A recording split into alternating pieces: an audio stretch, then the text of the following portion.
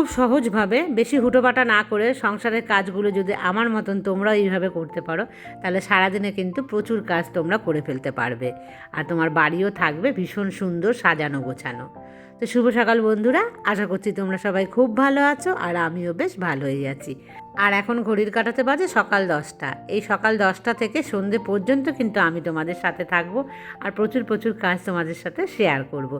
আর তোমরা কিন্তু স্কিপ করে দেখো না, তোমরা অনেকেই এত স্কিপ করে ভিডিও দেখো। তো তোমাদের নাম যখন আমি বলি তোমরা তো সেটা দেখো না। আমাকে কিন্তু কমেন্টসে অনেকেই বলছো যে তুমি আমার নাম নিচ্ছ না দিদি। আমি কিন্তু নাম নিচ্ছি, কিন্তু তোমরা দেখছো না। স্কিপ করলে তো তোমরা খুঁজে পাবে না আমি কোন জায়গাটাতে বলেছি। যাই হোক বন্ধুরা, এখন কিন্তু আমি কাজে লেগে পড়লাম। আর অরুণিতা আমাকে জিজ্ঞাসা করেছে আমার এই যে কিচেনের যে সেট আপটা, এটা বানাতে কত খরচ মতন পড়েছে। তো এটার দামটা না ঠিক আমি প্রপার জানি না, তবুও বলে দিচ্ছি 40-50 হাজার হয়তো এরকম পড়তে পারে। মেটেরিয়ালসগুলো কীরকম তার ওপরে কিন্তু বেস করে হয়, স্কোয়ার ফিট হিসেবে দামগুলো পড়ে। তো তোমার কিচেন সেট আপ যদি তুমি বানাও, তোমার ওখানে যে মাপটা থাকবে দৈর্ঘ্য প্রস্থ, সেই অনুযায়ী কিন্তু হবে। আর মেটেরিয়াল যদি তুমি আমার চাইতেও ভালো দিতে চাও, তাহলে কিন্তু আরও বেশি পড়তে পারে। আরও যদি ক্যাবিনেট বাড়াও বেশি, বা পুরো চিমনির ওখানটায় ঢেকে দাও, তাহলে কিন্তু অনেক বেশি পড়বে।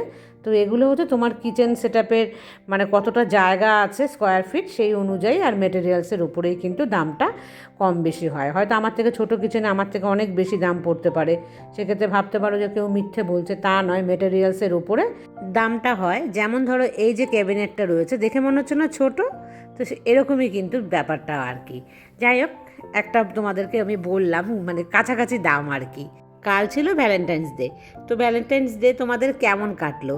আমাদের তো এই বয়সে ভ্যালেন্টাইন্স ডে ভালো যায় না, বা আমরা কিন্তু ভ্যালেন্টাইন্স ডে কোনো দিন উদযাপন করিও না। তো যেরকম আছে স্বর্ণালী, সঞ্চিতা, পাপিয়া, এরকম আরও অনেকেই আছো তোমরা যারা হচ্ছে অনেক ছোট আমার চাইতে। তো তাদের কাছে কিন্তু ভ্যালেন্টাইন ডে অনেক রকমই একটা খুশির ব্যাপার একটা। তবে যাদের বড়রা বেরসিক আনরোমান্টিক, তাদের কিন্তু কোনো ভ্যালেন্টাইন্স নেই, এটা আমি জানি আমার বরকে দিয়েই। আমার বরকে তোমরা যতটা হাসি খুশি দেখতে পাও না ক্যামেরার সামনে, প্রথম জীবনে কিন্তু সে হাসি খুশি ছিল, কিন্তু একদম আনরোমান্টিক যাকে বলে না। আমাদের দুজনের মধ্যে কিন্তু রোমান্টিক আমি, ও কিন্তু একদমই নয়, রসবিহীন লোক একটা। তো জানো তো, কাল তো ভ্যালেন্টাইন্স ছিল, তো প্রথমে আমরা কিছুই বলিনি কেউ কাউকেই। শ্রাবণী আমাকে যখন কমেন্টসে জানালো যে দিদি তুমি জানিয়েছো কি না, তখন না আমি খুব হাসলাম, যে ভাবলাম যে ঠিক আছে শ্রাবণী যখন বলেছে, তো আমি এই শ্রাবণীর কমেন্টসটা পড়ে শোনাবো আমার হাজব্যান্ডকে। ও ফোন করুক। দিয়ে ও ফোন করেছে অনেকক্ষণ পরে আমাকে, তখন আমি শ্রাবণীর কমেন্টসটা পড়ে পড়ে ওকে শোনাচ্ছি। ও কখন কমেন্টসটা দেখবে, যদি আমি বলে দিই তুমি দেখে নিও, সে তো আর দেখবে না। তাই জন্য আমি ওকে ফোনে রেখেই আমি কমেন্টসটা শুনিয়েছি। তখন যেন তো ভীষণ হাসছে, আর বলছে কাছে নেই কি আর করবো এখান থেকে, কেন ভ্যালেন্টাইন্স যে কিছু কি চাই নাকি? তখন আমি না কিছু বলিনি, চুপ করে আছে। দিয়ে আবার নিজে নিজেই বলছে না এখন অনেক খরচ হয়েছে। আমি বললাম না সেটা আমি বলছি না, তুমি কি সামনে যদি থাকতে তাহলে কি একটা গোলাপকে আমাকে দিতে? কোনো দিন তো আজ পর্যন্ত গোলাপ দাওনি আমাকে। তখন বলছে না দিতাম, যদি থাকতাম না দিতাম। তা আমি বললাম এর আগে তো অনেকবার ছিলে, কখনো তো দাওনি। বলছে না এবার দিতাম আমি তোমাকে। আমি বলছি ও আচ্ছা দিতে, আর কি করতে? গোলাপটা দিয়ে, ও দিয়ে তো আমাকে বলতেও পারতো না, জানো তো। আমি জানি গোলাপ আমার হাতে দিয়ে যে একটা কিছু বলবে, সে কোনোদিনও বলবে না। আর আজ পর্যন্ত কোনোদিনও কিন্তু আই লাভ ইউ বলেনি। যে গোলাপটা আমার হাতে দিয়ে তো একটা বেশ সুন্দর একটা রোমান্টিক মুহূর্তের কিছু বলতে হবে, সে কিন্তু সেটা বলতে পারতো না। আমি খুব ভালো করে জানি, কিন্তু যেহেতু দূরে আছে তাই সে বলছে যে হ্যাঁ আমি বলতে পারতাম। তখন আমি ভাবলাম ঠিক আছে, কোনো না কোনো বছর তো তুমি থাকবে, আর যদি ভিডিও করি তোমাদের সাথে কিন্তু শেয়ার করব আমি, যে কী বলছে আর বলতে পারছে কি না সত্যি সত্যি, অন ক্যামেরা দেখাবো। আর এই যে বন্ধুরা, এতদিন পর আলনাটাকে আজকে প্রথম ব্যবহার হবে, তো আর একবার আমি কিন্তু পরিষ্কার করে নিচ্ছি। আর একদম স্টিলের তো যদি ভালোভাবে মুছে রাখি তাহলে তো পরিষ্কার চকচক করবে, আর নাহলে কিন্তু ধুলো পড়লে তার তো শাইনটা নষ্ট হয়ে যায়।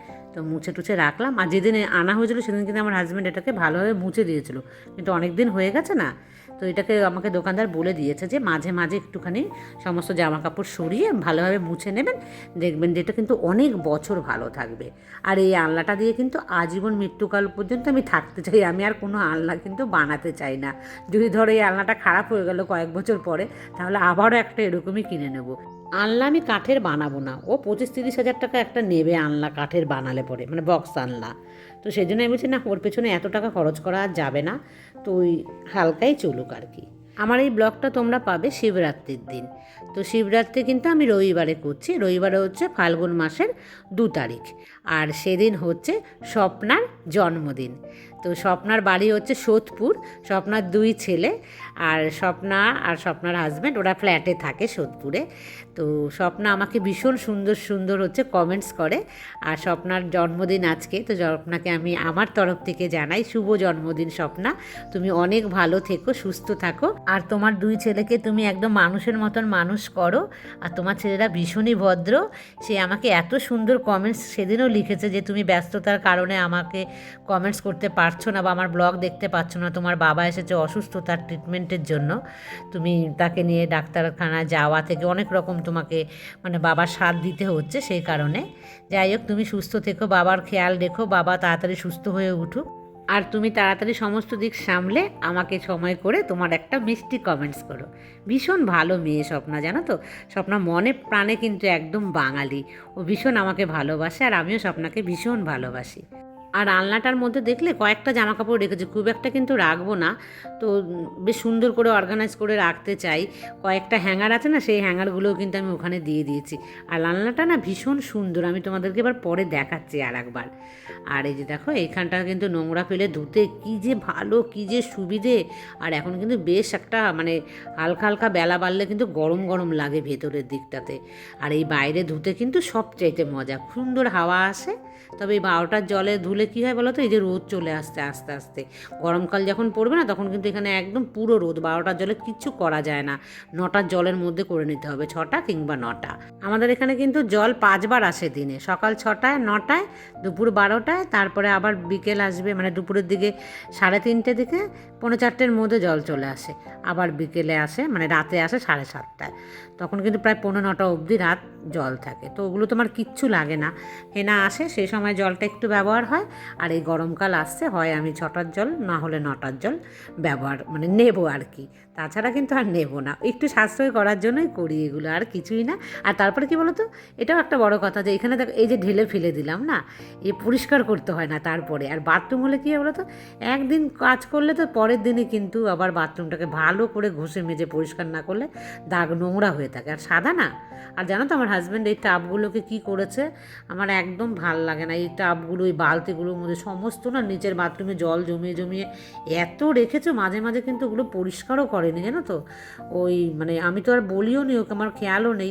আর আমি জল জমিয়ে রাখলে কী হয় বলো তো, মাঝে মাঝে কিন্তু স্কচ ব্রাইট দিয়ে আর হচ্ছে এই যে ডিটারজেন্ট দিয়ে পরিষ্কার করি, তাতে কিন্তু দাগ হয় না।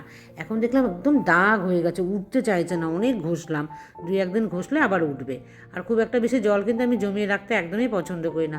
কিন্তু আমার হাজব্যান্ড হলো সবার চাইতে না জল পাগল লোক, ও জলকে কীভাবে কালেক্ট করে রাখবে, আর জল যতক্ষণ থাকবে ও ততক্ষণ কিন্তু কাজ খুঁজে খুঁজে ঠিক বার করে নেয়, সেগুলো ধোবে, ধুয়ে ধুয়ে সেই জিনিসগুলো মানে 50 বার ধুয়ে দেবে, মানে তার ছাল চামড়া তুলে দেবে, মানে জামা কাপড়ের, তো নিজের জামা কাপড়েরও করে আর আমারও করে। আমি মাঝে মাঝে বিরক্ত হয়ে বলি নাইটিগুলো ধোবে না, আমার ভালো ভালো নাইটিগুলো সমস্ত কালার কিন্তু খারাপ হয়ে গেছে। আর বন্ধুরা দেখো, পেছনে কিন্তু আমার এইটুখানি জায়গা, খুব বেশি কিন্তু জায়গা নয়, তবে আমার একার জন্য কিন্তু হয়ে যায়। বিছানার চাদর বাদ দিয়ে সমস্ত কিছুই কিন্তু আগে জানো তো আমি এখানে দিতাম। আর যবে থেকে আমার টিনের শেডটা দেওয়া হয়েছে, আজকে মনে হয় 3 বছর কি 3.5 বছর এরকম হয়েছে হয়তো, আমার টিনের শেডটা কি 4 বছর হবে জোর হলে। তো তখন থেকেই কিন্তু আমি ওই মানে ছাদে গিয়ে দিই, নাহলে ছাদে আমি কখনও দিতে চাইতাম না জামা কাপড়, ছাদে দিলে রোদ পড়ে মানে একদম বিরক্ত হয়ে যেতাম আমি, যে আগে আগে কিন্তু ছুটে ছুটে যেতে হতো। আর এখানে কেন জল দিয়ে ধুয়ে দিচ্ছি বলো তো বন্ধুরা, কুকুর আসছে জানো বন্ধুরা, আমি একদম পাগল হয়ে গেলাম, এখানে সারাক্ষণ কুকুর এসে বসে থাকছে, 4টে কুকুর, ওই যে পাঁচিলটা দেখতে পাচ্ছ ওই পাঁচিল বেয়ে বেয়ে চলে আসছে, তো ঘেন্না লাগে না, তো একটুখানি কিন্তু আমি দুবার ধুয়ে দিলাম জল দিয়ে। সকালবেলা একবার হেনা কিন্তু ধুয়ে দিয়ে গেছিলো, ওকে আমি বলেছিলাম একটু ধুয়ে দাও। আর এখন দেখো এসছি রান্না করতে, এবার কিন্তু স্নান পুজো সমস্তই আমার হয়ে গেছে, দিয়ে মোটামুটি সমস্ত কাজই আমি সকালবেলার করে নিয়ে তারপরে কিন্তু আসলাম রান্নাতে। আর এখন কটা বাজে বলো তো, এখন কিন্তু 1টা বেজে গেছে, মানে খুব হুটোপাটা করে সমস্ত কাজগুলো করে আসলাম, আগে রান্নায় আসিনি। আর মাঝে মাঝে এরকম হয় না, রান্না যদি আমি করতে চাই না, রান্না করার পর আমার আর কোনো কাজ করতে ইচ্ছে করে না। তো আজকে না আমার মনে হয়েছিল যে বেলাতে কাজ তো শুরু করছি, যদি মানে রান্না করতে গিয়ে আর এনার্জি না পাই কাজ কাজগুলো করার, তার জন্য আগে কিন্তু আমি বুদ্ধি করে কাজগুলো করে নিয়েছি, কারণ রান্না তো আমাকে করতেই হবে, রান্না না করলে আমি খাবো কি, আর কেটে বেটে রেখে গেছি, সেজন্য বুদ্ধি করে আগে কাজটা করলাম। দেখলাম খালি পেট যখন থাকবে, চোচো করবে, ঠিক রান্না তখন অটোমেটিক আমি করেই নেব। আর সমস্ত কাটা থাকলে তো করতেই হবে না, উপায় তো নেই।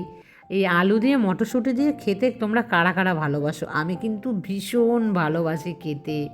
আর দেখেছো কি হয়েছে, আজকে একটুখানি লঙ্কার গুঁড়ো দিয়ে দিয়েছি, বুঝতে পারছো কি তোমরা? মানে অল্প দিয়েছি, কারণ আমি কাঁচা লঙ্কা দিতেই ভুলে গেছিলাম, এত লেট হয়ে গেছে না, খুব হুটোপাটা করছি রান্নার জন্য, তো একটুখানি লঙ্কার গুঁড়ো দিয়েছি। আর দেখে মনে হচ্ছে যেন আগুন লেগে গেছে আমার সবজির মধ্যে।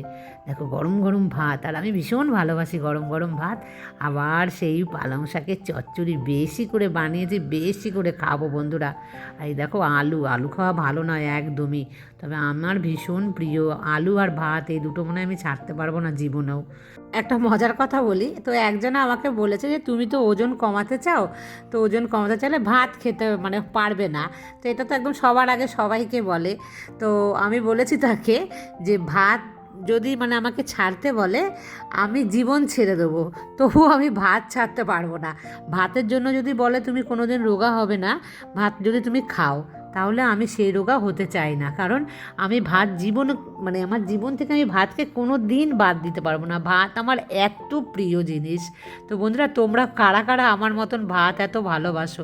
মানে ছোটোবেলা থেকে আমার মাকে বকি যে তুমি আমাকে ভাত খাইয়ে অভ্যাস করিয়েছো না, সেজন্যই আমি আজকে এত ভাত পেটুক হয়েছি।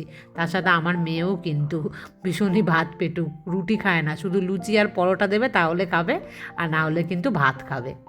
আর বন্ধুরা, দুপুরবেলা একটুখানি শুয়েছিলাম, এসে তারপরে যে জামা কাপড়গুলো সমস্ত শুকিয়ে গেছে, জানো একদম ঠনঠন হয়ে গেছে। এখানে তো ভীষণ রোদ আসে, এখানে কিন্তু রাখা যায় না বেশিক্ষণ। সকালে যদি ধরো 6টার সময় কেচে দিই না, 9টার মধ্যেই কিন্তু হাওয়াতে হাওয়াতে শুকিয়ে যায়। পেছনে ফাঁকা মাঠ না, সেজন্য এখানেও কিন্তু খুব হাওয়া আসে।